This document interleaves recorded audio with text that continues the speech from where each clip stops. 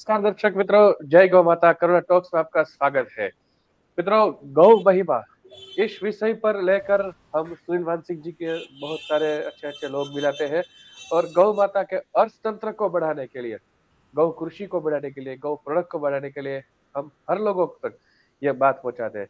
तो मैं स्वागत करूंगा सुनील जी का और अजीत जी का। नमस्ते, जी नमस्कार। स्वागत है आप दोनों का। सुनील जी, मैं विनती करूंगा आप अजीत जी का परिचय करवाएं और उसके बाद उसका जो विषय है गौ कृषि, उस पर प्रकाश डालेंगे। जी। नमस्कार मंथन जी, अजीत जी और हमारे श्रोता और मातृशक्ति सभी को वंदन करता हूँ। बहुत अच्छा प्रयोजन गौ महिमा के माध्यम से जो हमने एक शुरुआत की है श्रृंखला की। सब लोग जानते हैं भारत को कृषि प्रधान देश बोलते हैं और कृषि की अब हमको चिंता करनी पड़ेगी, क्योंकि आप लोग सब सुन रहे होंगे, बहुत सारे लोग पूरे देश के अलग अलग प्रदेशों में देखते किसानों की आत्महत्या हो रही है, किसान खेती से उब रहा है, कर्ज में जा रहा है। शासकीय आंकड़े हैं कि 1-1.5 हजार से ज्यादा किसान रोज खेती छोड़ देते हैं, रासायनिक और जो उसको बोलेंगे कर्ज से परेशान होकर, त्रस्त होकर। तो ये सब स्थितियों से उबरने के लिए अब भारत सरकार ने भी सौभाग्य से माननीय प्रधानमंत्री जी के प्रयत्नों से जैविक कृषि, गोवंश आधारित कृषि को अपनाया। और उस विषय में हमारे बीच आज अजीत जी केलकर, जो इंदौर रहते हैं, वैसे मूल तो महाराष्ट्र से हैं। वो 1998 से एमएससी कृषि, और बहुत आनंद की बात है कि उन्होंने हिंदी में की और उनके बड़े भाई साहब भी उनके साथ पूरे सहयोग में, वो भी रवि जी केलकर, वो भी एमएससी कृषि हैं। दोनों भाई साहब का बहुत अमूल्य योगदान पिछले लगभग 98 से अब तक 25 साल से 26 साल तक चल रहा है और कई राज्यों में गोवंश आधारित कृषि को वो लेके जा रहे हैं।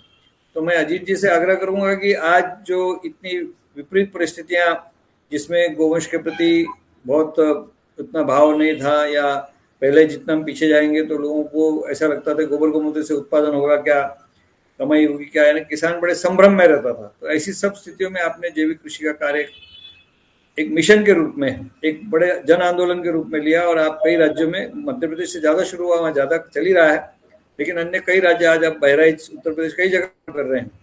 तो थोड़ा इसके बारे में आप जानकारी कि कैसे कैसे और क्या क्या विधियां, क्या क्या स्थितियां और उसकी सफलता की कहानियां, तो क्रमशः आप एक एक करके बताएंगे तो श्रोता वर्ग को बहुत लाभ होगा और उनको प्रशिक्षण की व्यवस्था, उनको कहाँ कहाँ हम बता सकते हैं कि ये सब कहाँ कहाँ चल रहा है, तो आप इस पर प्रकाश डालेंगे। जी बहुत बहुत धन्यवाद सुनील जी। और ये मेरा भी बड़ा सौभाग्य है कि आज हम इस वेबिनार के माध्यम से देश भर में अनेक हमारे गौ माता की सेवा करने वाले सभी लोगों के साथ जुड़ने का एक अवसर प्राप्त हुआ है।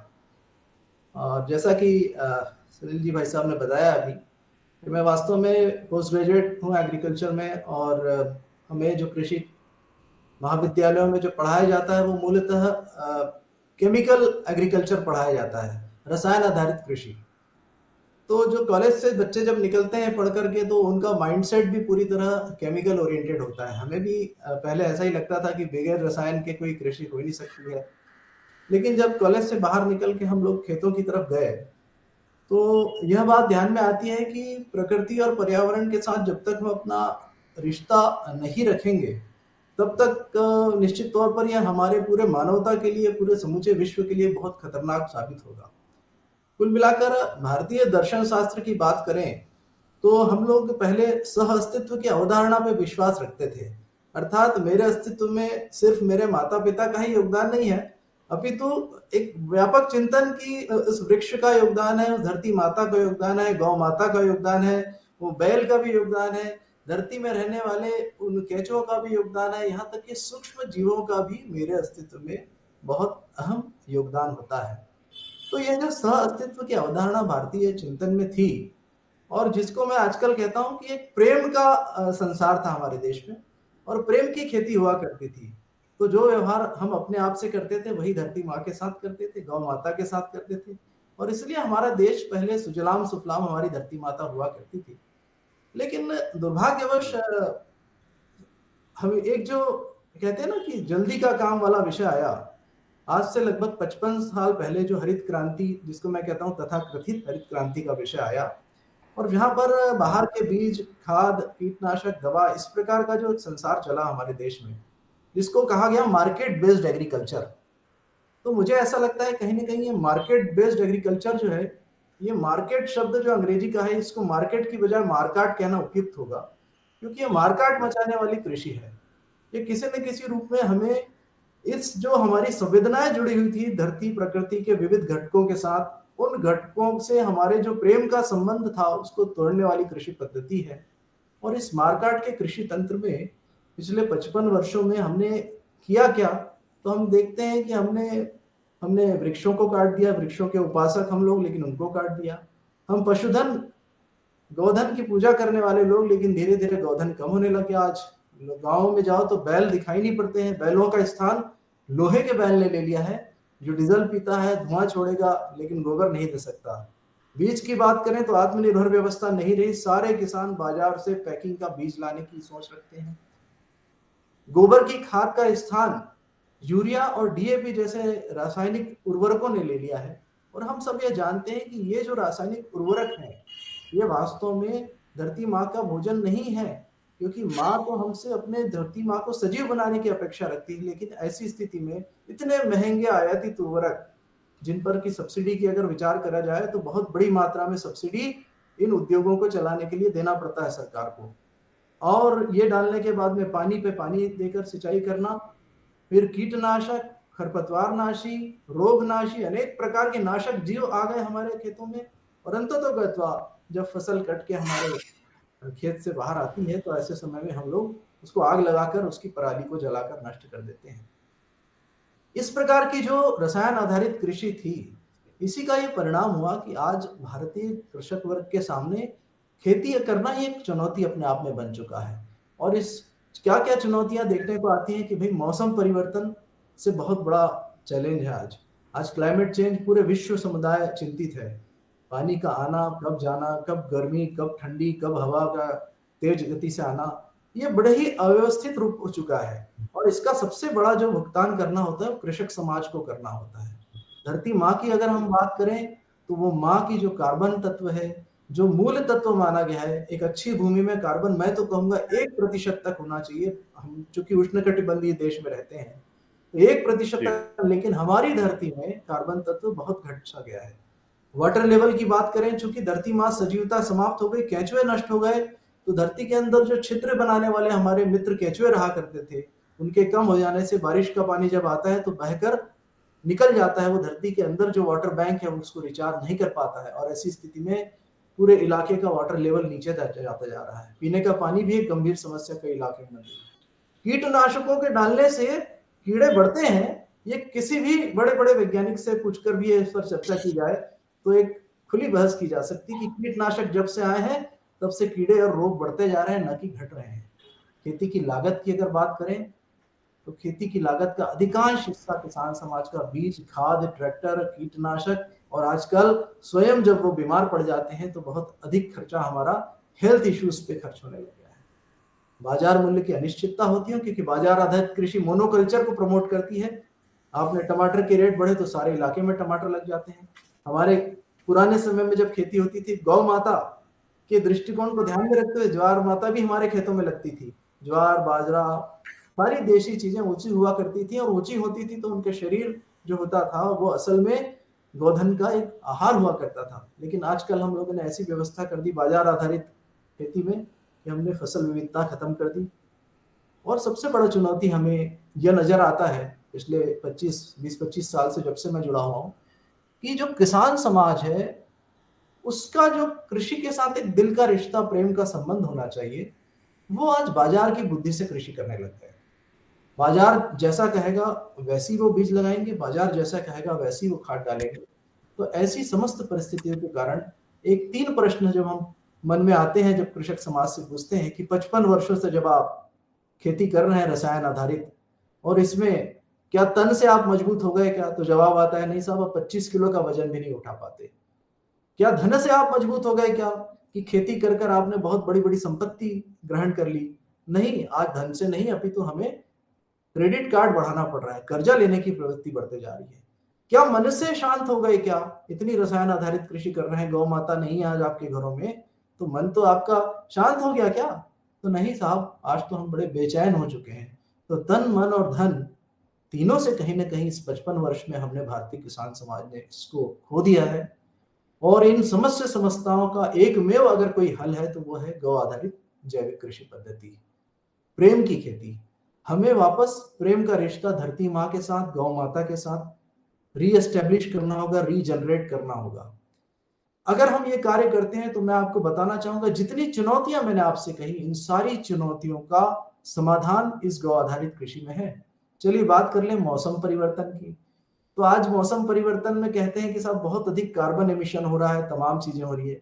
पूरी दुनिया घूम फिर कर इस बात पर आ रही है कि धरती में आज हल्के कृषि यंत्रों का उपयोग करना चाहिए, कम गहरी जुताई करनी चाहिए, कि धरती माँ में कार्बन तत्वों को बढ़ाना चाहिए। जितना कार्बन का चक्रीकरण अधिक होगा उतना ही हम वातावरण में प्रदूषण करने वाली गैसों का प्रमाण हम रोक पाएंगे।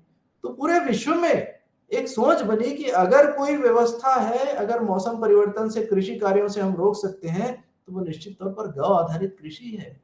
यहाँ तक कि गोबर जो निकलता है उसका अगर धुआं रहित ईंधन कर ले, हम गोबर गैस बना लें हम, तो खेती के लिए चारा भी हमको मतलब मुक्त उन्नत खाद भी प्राप्त होगी और खेतों के लिए हमें खाद भी प्राप्त होगा, और साथ ही साथ इसे अपनाने से वृक्षों की कटाई पर भी रोक लग सकेगी। पूर्ण पर्यावरण को संरक्षित करना है तो गौ आधारित कृषि इसका एक समाधान है। जल की बात कर लें तो आज बहुत बड़ी गंभीर समस्या है जल। अगर एक वर्ष बारिश न हुई तो पूरे इलाके में हाहाकार मच जाता है, और हर वर्ष ऐसा हो रहा है कि किसानों का ब्लड प्रेशर ऊपर नीचे होता रहता है। अभी पानी गया, फिर कब आएगा कोई गारंटी नहीं है। अगर यही धरती माँ के अंदर गौ आधारित कृषि हो जाए तो पूर्ण रिसर्च ये कहते हैं कि अगर कार्बन कंटेंट हमारी धरती का बढ़ गया तो निश्चित तौर पे जो आज रासायनिक कृषि में अगर हम वर्ष भर में 4 से 6 सिंचाई देते हैं तो कम से कम 2 सिंचाई की बचत हम हर वर्ष खेत में गौ आधारित कृषि को अपनाकर हम कर सकते हैं। एक सिंचाई प्रति एकड़ की अगर हमने बचत की तो मैं आपकी जानकारी के लिए बता दूं, एक सिंचाई जब एक बार कोई कृषक देता है तो लगभग लगभग 4 इंच मिट्टी गीली होती है, और 4 इंच मिट्टी गीली होती है तो लगभग लगभग 5 लाख लीटर पानी लगता है। अगर हमने किसी खेत में 2 सिंचाई कम कर ली तो हमने 10 लाख लीटर प्रति एकड़ पानी की बचत कर ली। ये चिंतन, इसका कैलकुलेशन शासकीय विभाग के सभी लोगों को, वैज्ञानिकों को पूरी तरह घुसकर करना होगा, क्योंकि गौ आधारित कृषि की अर्थव्यवस्था की व्यापकता, इस पर ध्यान नहीं दिया जा रहा है। चिंतन ये होता है कि अरे भाई ये अकेले करेंगे तो हमारी पैदावारी गिर जाएगी। ओवरऑल अगर हम चिंतन करें तो पैदावारी तो बढ़ेगी बढ़ेगी, साथ ही साथ अन्य आर्थिक लाभ हमें बहुत ज्यादा होंगे। पौध पोषण की बात कर लें तो पौध पोषण में आज इतने अद्भुत, जैसे माननीय सुनील जी अभी चर्चा कर ही रहे थे कि अलग अलग प्रकार के खाद हैं। आज वेस्ट डिकम अपना गौ कृपा अमृतम है, उन्नत जैविक खाद है, केंचुआ खाद है, मटका खाद है, गौमूत्र है।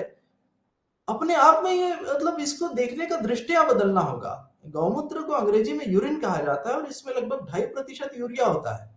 तो गौमूत्र हम कहते हैं किसानों से एक पीला सोना है, और गांव गांव में एक संकल्प लेकर अगर गौमूत्र बैंक की स्थापना कर दी जाए तो अपने आप में गौमूत्र कलेक्शन करके अगर हम वापस इस गौमूत्र को पीले सोने का उपयोग हम कृषि कार्य में करें तो अद्भुत कार्य होता है। एक बायोडायनेमिक कृषि के आधार पर एक सीपीपी खाद बनती है जिसकी अनुशंसा 1 किलोग्राम प्रति एकड़ है। काउ पैड पिट जिसे कहा जाता है, जिसकी अनुशंसा 1 किलोग्राम प्रति एकड़ है। तो इस प्रकार की नैनो टेक्नोलॉजी भी गौ आधारित कृषि में आज हमारे पास में है।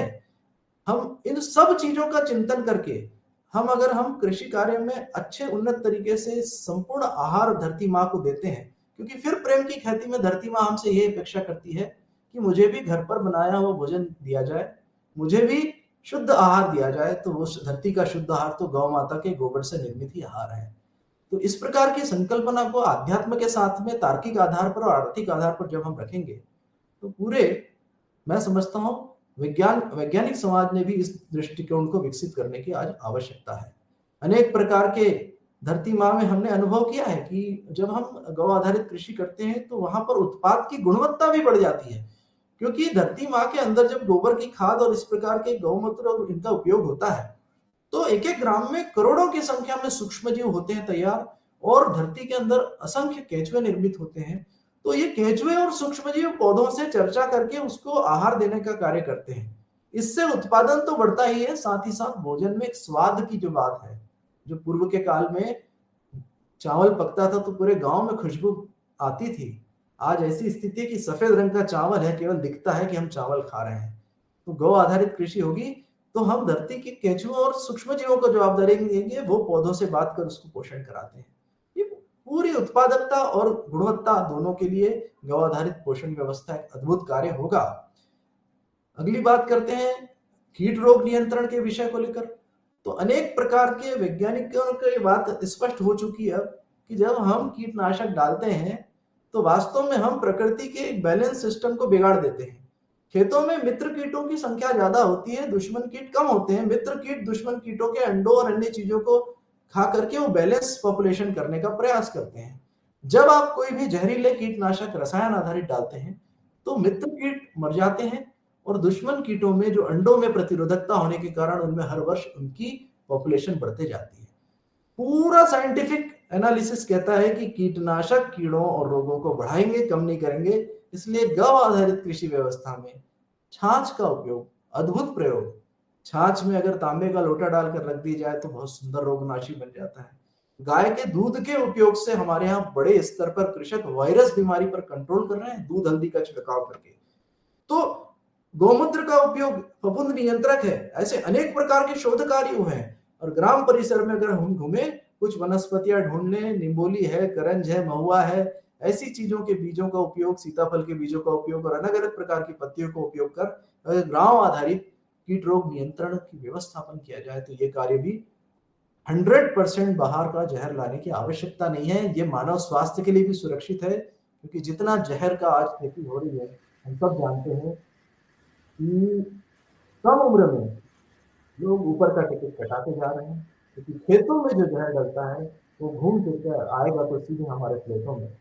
क्योंकि मनुष्य का शरीर ये बना है खेतों से, खेत कच्चा माल प्रोवाइड करते हैं और कच्चा माल अगर नकली होगा तो इंसान भी नकली होगा। तो इसलिए गौ आधारित कृषि करेंगे तो अजीत जी, इसमें थोड़े आपके अनुभव, चूंकि आप इतने वर्षों से जितने राज्यों में और अब तक अपन कितने किसानों तक पहुंचे जी। और किसानों की सामान्यता कमाई अपन ने कितनी बढ़ाई और उनके माध्यम से फिर नए किसान, एक तो हमने प्रशिक्षित किए, हमने हमारे साथ सीधे संपर्क में आए और उस प्रभाव में आके अन्य किसानों में जो बदलाव आया और अभी जो रुझान किस तरह से बढ़ रहा है, तो ये थोड़ा इस पर प्रकाश। और चूंकि आप हमारे जीव जंतु बोर्ड के भी सदस्य हैं और शासन के साथ भी आपके पीछे कृषि मंत्री जी के साथ काफी वार्ताएं सब होती रही, तो वो सब जानकारी की क्या क्या स्थितियां हैं और कृषि विज्ञान केंद्र या बाकी की कुछ व्यवस्थाएं कुछ जुड़ रही कि कुछ गौशालाएं सक्रिय हुई, गौशालाएं कुछ स्वावलंबी, तो थोड़ी उन चीजों पर, क्योंकि कृषि गौरक्ष वाणिज्यम हमारा जो सूत्र है भगवत गीता में, वैश्य कर्म स्वभावजम, उसको हमको साकार करना है।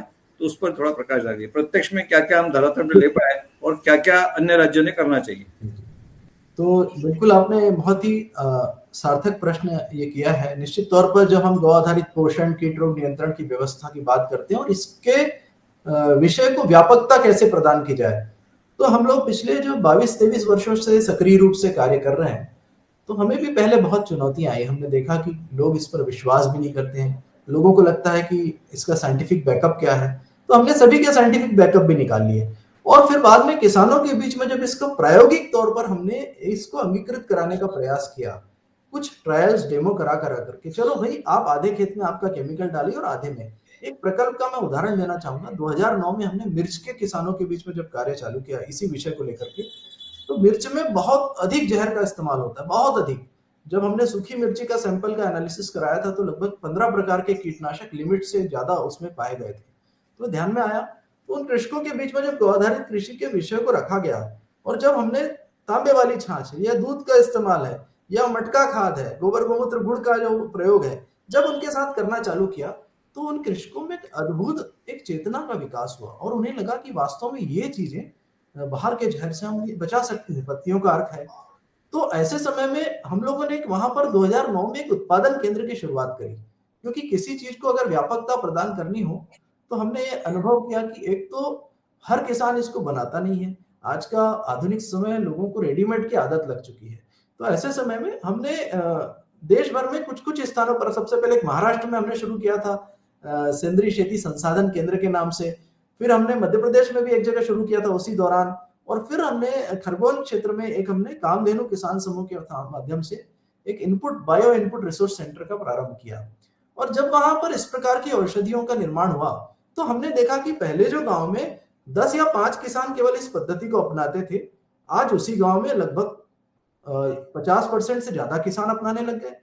ये जरूर हो सकता है कि कई लोगों ने केमिकल पूर्णतः न छोड़ा, लेकिन बड़े स्तर पर इन दवाइयों का भी इस्तेमाल करने लग गए। ऐसे अलग अलग प्रकार के जब प्रयोग देखे तो देश भर में हमें ऐसा लगा कि इस विषय को अगर व्यापकता प्रदान करनी है तो हमें ग्राम आधारित आत्मनिर्भर व्यवस्था, जो हमारे माननीय प्रधानमंत्री जी का सपना है, तो आत्मनिर्भर कृषि व्यवस्था के लिए हमने जगह जगह पर जैविक आदान केंद्रों की स्थापना करना चालू किया। और इस आदान केंद्र के जो ओनर्स होते हैं वो किसान समाज ही होता है। हम केवल उनके साथ में बुद्धि देने जाते हैं, आपस में आदान प्रदान करते हैं बुद्धि का, और अच्छे उन्नत प्रोडक्ट का निर्माण उन केंद्रों में बनाया करते हैं। तो अभी पश्चिम मध्य प्रदेश और पूरे देश भर में इस विषय पर जो व्यापकता से काम हुआ, अभी उत्तर प्रदेश में बहराइच जिले में कुछ महिला है स्वयं सहायता समूह की, उन्होंने ये कार्य चालू किया और बहुत सुंदर तरीके से उन्होंने संपन्न किया इस कार्य को।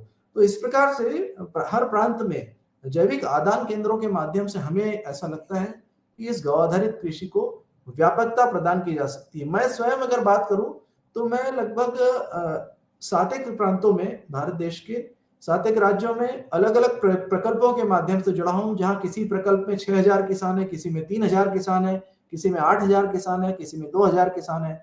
अब हमारा हर कृषक तक पहुंचना तो निश्चित तौर पर एक चुनौतीपूर्वक कार्य है। तो ऐसे समय में क्षेत्रीय स्तर पर नेतृत्वशील कृषकों का चयन करके उन किसानों को किसान वैज्ञानिक के रूप में हम लोगों ने विकसित करने का एक कार्यक्रम चलाया।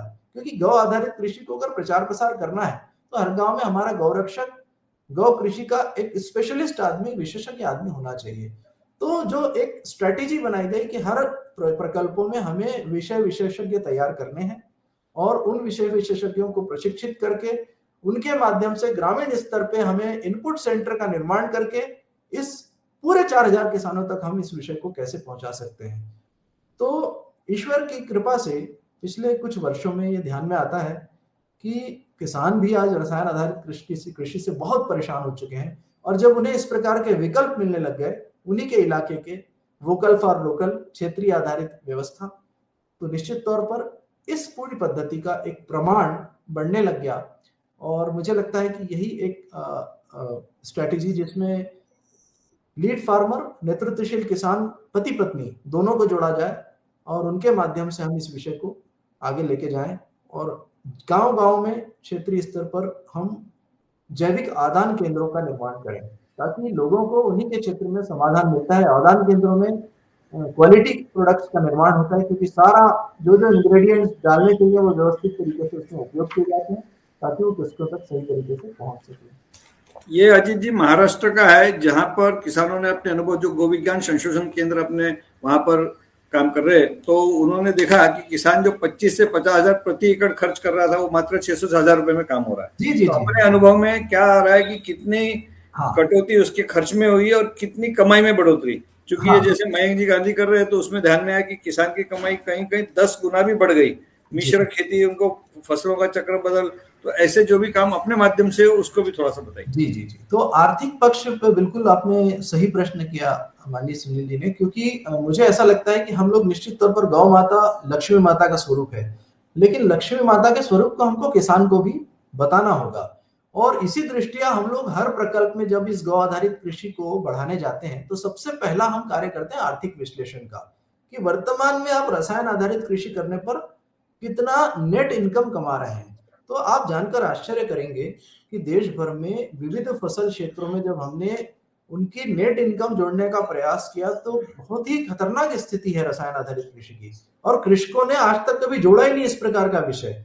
वो ये देखते हैं कि पड़ोसी ने कितनी बोरी डाली और मैं कितना बोरी डालूंगा। और ऐसी व्यवस्था में हम लोगों ने अलग अलग फसलों का, चाहे वो कपास हो, मिर्च हो, आपका धान हो, गेहूं हो, सभी की लागत मूल्य प्रति एकड़ जोड़ी। तो उनके सामने ये विषय रखा कि भाई अगर आप धान में 20,000 रुपए प्रति एकड़ का खर्च कर रहे हो और आपके घर में अगर केवल 25,000 रुपए आ रहे हैं, तो नेट इनकम तो आपकी केवल 5,000 रुपए हुई। इसमें से ज्यादातर पैसा आप बीज, खाद, ट्रैक्टर कंपनी इनको वितरित कर रहे हैं। तो जब कृषकों को यह बात संवेदना में आई, तो जैसा माननीय सुनील जी ने कहा कि हम इस विषय को शुरू में लेते हैं और अंत में जब गौ आधारित कृषि अपनाने पर आपके घर में नेट इनकम्स कितनी हुई शुद्ध, तो मैं आपको ये बताना चाहूंगा, हर प्रकल्प क्षेत्र में किसानों ने इस बात को रियलाइज किया, अनुभव किया है कि गौ आधारित कृषि अपनाने पर हमें नेट इनकम निश्चित तौर पर कई बेहतर हमारी कन्वेंशनल जो केमिकल फार्मिंग है, कन्वेंशनल नहीं सॉरी केमिकल फार्मिंग है, इससे हमें कई गुना बेहतर हमें शुद्ध आमदनी की प्राप्ति होती है। तो मैं आपको कहना चाहूंगा कि प्रथम वर्ष जो हमारे अनुभव में आता है कि प्रथम वर्ष लगभग ये 15 से 20% तक नेट इनकम इनकी रसायन आधारित कृषि से बेहतर होती है। द्वितीय वर्ष जो है ये इनकम लगभग 25% तक चली जाती है नेट इनकम में बढ़ोतरी। और तृतीय वर्ष अगर बात करें जब किसान पूरी तरह समझ में आ जाता है उसको, तो लगभग 40 से, जब हम कहते हैं खुद का भी बीज बनाओ, आप खुद की खाद बनाओ, खुद की दवा बनाओ, जब कृषक इस रास्ते पर आ जाते हैं तो मैं आपसे निवेदन करूं कि निश्चित तौर पर उनकी आमदनी में लगभग 40%, 30 से 40% तक तो हम बहुत अच्छा बचत कर सकते हैं। रहा सवाल उत्पादकता की, तो उत्पादन में मैं आपसे निवेदन करूं, सभी से बताना चाहूंगा कि अगर गौ आधारित कृषि की संपूर्ण पद्धतियों को व्यवस्थित तरीके से अपनाया जाए। कई बार क्या होता है कि कई बार लोग कुछ ऐसी तकनीकों को प्रचार प्रसार कर देते हैं कि आप ये डाल दो जादू हो जाएगा, इससे पूरे खेत में आपका बहुत अच्छी खाद मतलब फसल पकेगी। कोई भी सफलता का माध्यम शॉर्टकट नहीं हो सकता। जब हम गौ आधारित कृषि को धरातल पे उतारने जाते हैं तो अनेक चुनौतियों का सामना करना पड़ता है। इसका एक समग्र चिंतन करके जब हम विविध मेड़ों पर वृक्षारोपण लगाना, फिर खाद किस किस समय पर देना, स्प्लिट डोज में देना, कैसे बनाना गोबर खाद, उसको स्प्लिट डोज में कैसे देना, मटका खाद अगर गेहूं में डालनी है तो कितने बार डालनी चाहिए, एक बार डालेंगे तो आनंद नहीं आएगा, 6 बार डालनी या 3 बार डालनी चाहिए, जितना पानी देंगे हर पानी में देना चाहिए। जो मटका खाद आपने बताया ये भारत में अमृत पानी से भी प्रसिद्ध है। हाँ बिल्कुल, जो पूर्व में भी था। गोबर गोमूत्र और गुड़, केवल गोबर गोमूत्र गुड़ और मेड़ पर की मिट्टी, अगर ये 4 ही संसाधन किसान के पास हो, इससे मटका खाद बन जाती है। तो ये अगर किसान कर ले, ये छाछ जो है बटर मिल्क का स्प्रे भी अगर किसान करते हैं तो मिर्च और कपास में हमारे यहाँ बहुत बड़ी मात्रा में किसान हजारों लीटर छाछ का छिड़काव मिर्च और कपास के खेतों में करने लग गए, क्योंकि जब उनको पता लगा, और इसके अंदर साइंस है कि छाछ में कैल्शियम होता है, छाछ में सारे पोषक तत्व होते हैं जो पौधे को बढ़वार करने का भी काम करते हैं और साथ ही साथ रसशोषक कीड़ों को भी नियंत्रण करने का काम करते हैं। यही छाछ पुरानी हो जाती है तो इल्लियों का भी नियंत्रण करती है। तो इन सबके पीछे साइंस है। समस्या क्या आ रही है कि किसानों के पास में व्यवहारिक पैकेज ऑफ प्रैक्टिस जो होती है, जो रसायन आधारित वैज्ञानिकों ने निर्मित की है, हर एक फसल की पीओपी कहते हैं, पैकेज ऑफ प्रैक्टिसेस, उस आधार पर अगर हम कृषि कार्य करते हैं तो उत्पादन भी हमारा सवाया होगा, कम नहीं होगा। हम सिस्टम से काम करें और ये बहुत ही हर साल इंक्रीजिंग रिटर्न देने वाली पद्धति है। अगर हम केमिकल फार्मिंग करेंगे तो लॉ ऑफ डिमिनिशिंग रिटर्न इसमें एप्लीकेबल होता है कि हर साल आप डालते जाएंगे और आपका ग्राफ नीचे उतरेगा, जो पंजाब में आज हालात हो गए हैं। आप जैविक खेती करेंगे वो आधारित, तो हर साल आपका ग्राफ ऊपर ही ऊपर जाना है, नीचे कभी नहीं आना आपने, क्योंकि धरती माँ जितनी सजीव होते जाएगी हर साल वो हर किसान के खेत के नीचे हजारों टन चट्टान स्वरूप मिनरल पदार्थ पड़े हुए हैं। हर किसान के खेत के ऊपर यूरिया मंडरा रही 78% नाइट्रोजन है, उसको नीचे कैसे बुलाया जाए और नीचे की खाद को ऊपर कैसे लाया जाए, और ये केवल और केवल गौ आधारित कृषि से ही ये कार्य संपन्न किया जा सकता है। ये चिंतन हर आम किसान में और यहाँ तक कि हमारे किसान वैज्ञानिक समाज में भी ये चिंतन विकसित करने की आज आवश्यकता है।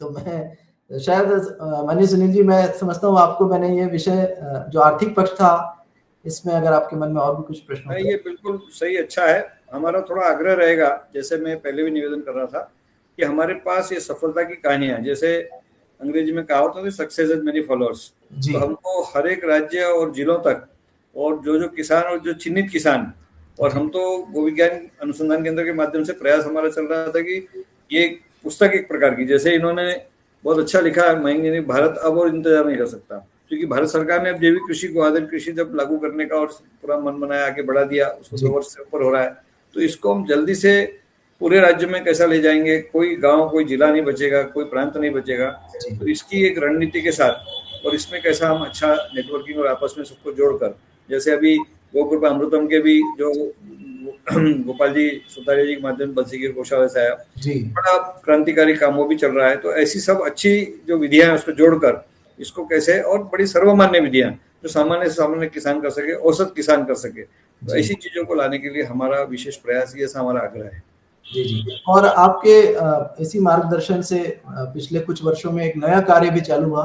तो माननीय शंकरलाल जी का प्रेरणा थी कि हमें कैसे हम गौशाला को अपने पैर पर खड़ा कर सकते हैं। माननीय भैया जी जोशी का भी आग्रह था कि हम गोबर को कैसे हम किस प्रकार से किसान के सामने हम रख सकते हैं। तो जब इस विषय पर चर्चा हम लोगों की वृहत हो रही थी, तो एक मन में स्वप्न था कि हम आत्मनिर्भर गौशाला कैसे बनाएं। तो इस विषय पर हमने पिछले 2 वर्षों से कार्य करना चालू किया है। और मैं आपको बताना चाहूंगा कि हमने अभी एक पायलट प्रोजेक्ट के रूप में महेश्वर गौशाला में गत वर्ष हमने एक कार्यक्रम चालू किया, और वहां लगभग 4 प्रकार के कृषि उत्पाद, जिसमें एक है भीम टॉनिक, गौ भीम टॉनिक नाम दिया गया, जो पौधवर्धक है। पौध रक्षक के रूप में सुदर्शन, गौ सुदर्शन के नाम से एक कीट रोग नियंत्रक डेवलप किया गौशाला में। और एक मृदा मतलब गौ संजीवनी, जो सीपीपी खाद है, बायो फर्टिलाइजर है क्षेत्रीय स्तर का, उसको हमने मृदा संजीवनी, गौ संजीवनी नाम दिया। और इसी प्रकार एक दानेदार खाद, जो गोबर की आज डीएपी की डिमांड है लोगों के अंदर, डाई अमोनियम फॉस्फेट तो केमिकल होता है, हमने कहा हम देशी आत्मनिर्भर पोषण डीएपी बनाएंगे, तो दानेदार खाद एक डीएपी, ऐसा एक सफल प्रयोग अभी स्टार्ट हुआ है। थोड़ा और अगर इसमें सहयोग मिलेगा तो वहां पर जो किसानों ने इस गौशाला के उत्पादों का उपयोग किया, लगभग 4000 किसानों तक ये उत्पाद 2 वर्षों तक गए। और वो किसान डिमांड करते हैं कि ये अगर हमें मॉडल मिल गया, हम तो हर बार ये गौशाला से ही ये उत्पाद लेंगे। तो ऐसा मन में एक स्वप्न है कि बड़ा दुर्भाग्य है कि हमारी गौ माता गौशालाओं में है आज। वास्तव में उनका घर तो किसान का घर होना चाहिए, लेकिन चलिए अगर वो गौशाला में भी है तो हमारी गौ माता तो हमेशा देने के लिए ही है, वो हमें दान दे सकती है। गौशाला को मुझे लगता है अगर हम इस प्रकार का आत्मनिर्भर बने तो गौशालाएं दान दे सकती है, उन्हें दान की आवश्यकता ना पड़े, बशर्ते हम इस प्रकार के उत्पादों को ब्रांडिंग करके, पैकेजिंग करके किसान समाज के सामने।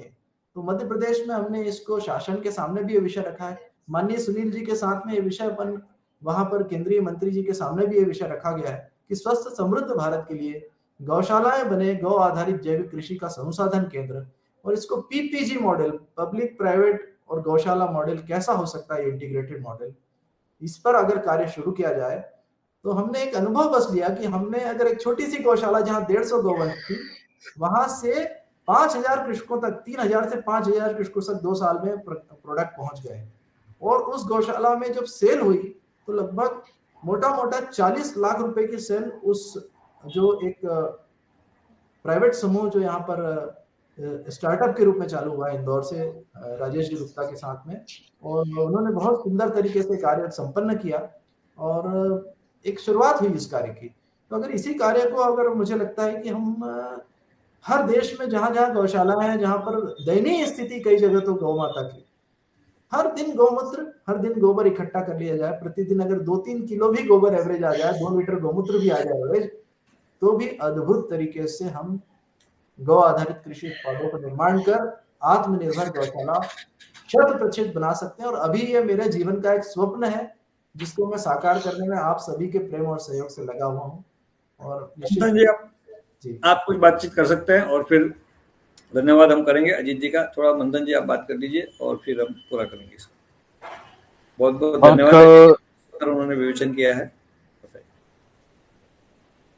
अजीत जी और सुनील जी बहुत बढ़िया तरीके से गौ कृषि का महत्व बताया, गौ माता का महत्व बताया, और खास करके गौ अर्थतंत्र को कैसे ऊपर लिया जाए उस पर बात की। बहुत ही जरूरी और नींव की बात थी गौशाला और गौ माता के लिए, और इससे पूरे भारतवर्ष में गौ माता की कृपा बरसेगी और हर एक व्यक्ति गौ माता की कृपा से लाभान्वित होगा, क्योंकि इसमें गोबर गौमूत्र का महत्व और किसान बिना दूध के गोवंश को भी उसके लिए पालने लगा है। तो ये बहुत बड़ा अभियान और एक बहुत बड़ी गोबर गौमूत्र की क्रांति है, ये घर घर तक पहुंचानी है।